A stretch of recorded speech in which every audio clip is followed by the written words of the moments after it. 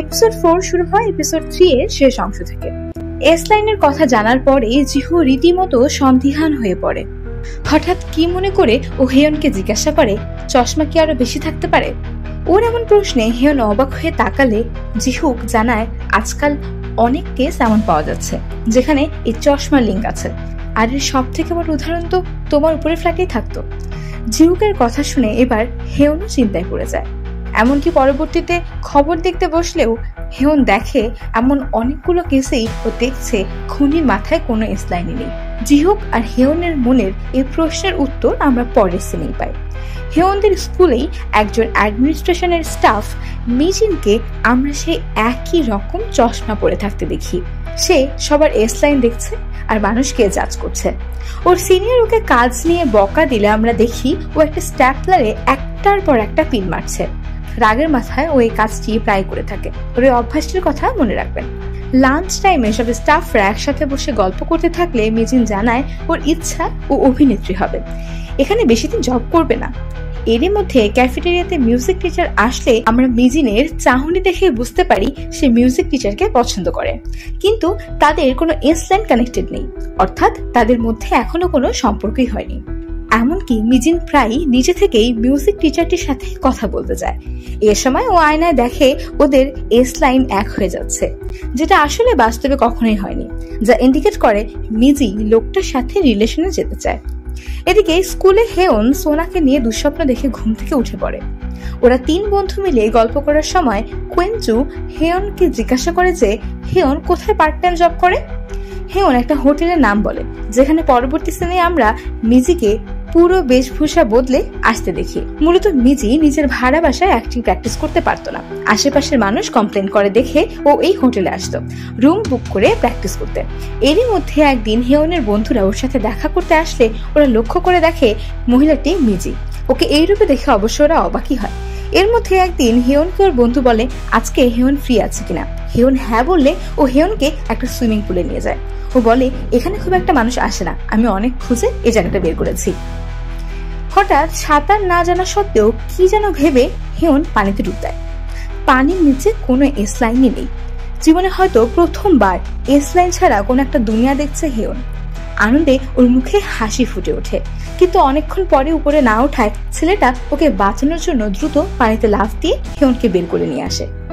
সেদিন ওরা খুব ভালো সময় কাটায়। বাসায় ফেরার পরে হেয়ন নিজেও ছেলেটার সাথে একটা এসলাইন কল্পনা করতে থাকে, আবার সাথে সাথে লজ্জা পেয়ে ঘুমিয়ে যায়। এদিকে একদিন মিজি হোটেলে এসে কাহিনী ঘটিয়ে বসে। ডায়লগ প্র্যাকটিসের পরে একজন মানুষের রুমে উকি মারতে গিয়ে মিজি দেখে ওর সামনের রুম আর কেউই না, বরং ওর ক্রাশ বুক করেছে। এটা দেখে ওর যেন আনন্দে হাসি ধরে না, কিন্তু সমস্যা হলো এই সিরিজে কেউ বেশিক্ষণ হাসতে পারে না। এখানেও ঘটে তাই।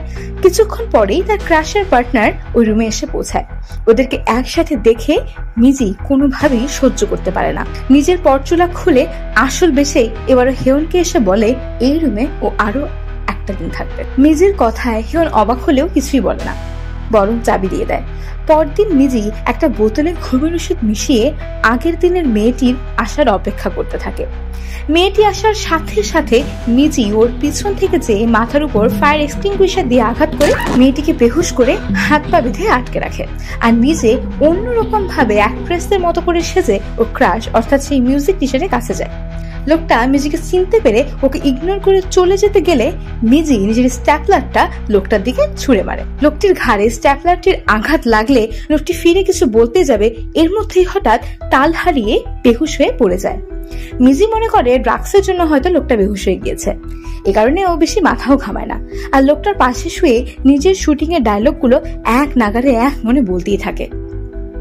কিন্তু হঠাৎই ও খেয়াল করে লোকটির মাথার পিছন থেকে রক্ত বের হয়ে পুরো বিছানা ভিজে গিয়েছে, অর্থাৎ একটু আগে স্ট্যাপলার ছুঁড়ে মারার কারণে তার মাথার পিছনে সেন্সিটিভ জায়গায় পিন গেঁথে আজকের এই ঘটনা।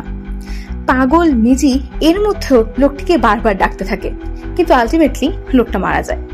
রাগে দুঃখে এই পাগল মহিলা এবার বাথটাবে বসে নিজের শরীরেই পিন গেঁথে রক্ত বের করতে থাকে, আর একটা সময় সে নিজেও মারা যায়। এর মধ্যেই ওর বেঁধে রাখা মহিলাটি কোনো মতে দরজা খুলে বাইরে এসে পড়লে হেয়ন দ্রুত মহিলাটিকে বাঁচায়।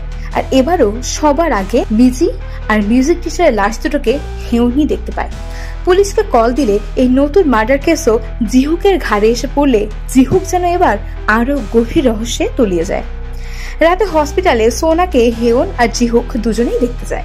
এ সময় জিহুক জিজ্ঞাসা করে সোনার মাথায় কি কোনো এক্সলাইন আছে। হেয়ন বুঝতে পারে জিহুক জানতে চাইছে সোনার আসল বয়ফ্রেন্ড কে, কারণ হতে পারে ওর বয়ফ্রেন্ডই খুনি। কিন্তু হেয়ন জানায় ওর বয়ফ্রেন্ড আর যেই হোক স্কুলের কেউ না, হলে আমি ওর এক্সলাইনের আরেক প্রান্ত দেখতে পেতাম। হেয়ন চলে গেলে জিহুক সোনার রুমে ঢুকে ওর দিকে তাকিয়ে থাকে। আর এরপরে আমরা দেখতে পারি সকালে মিজির লাশ যে বাথটাবে পাওয়া গিয়েছিল সেখানে জিহুক মিজির চশমা পেয়েছে। আর ফাইনালি জিহুক চশমাটি চোখে দেয়। অ্যান্ড গেস হোয়াট, চাচা জিহুক নিজের লাইন দেখে নিজেই ভয় পেয়ে যায়। তারপর কি হয়েছে আমিও জানি না। জানতে হলে অপেক্ষা করতে হবে আরো একটি সপ্তাহ। আগামী সপ্তাহে পুরো সিরিজটি রিলিজ পাবে, অর্থাৎ আমরা আমাদের সকল প্রশ্নের উত্তর পাবো। Till then, happy watching, bye bye everyone.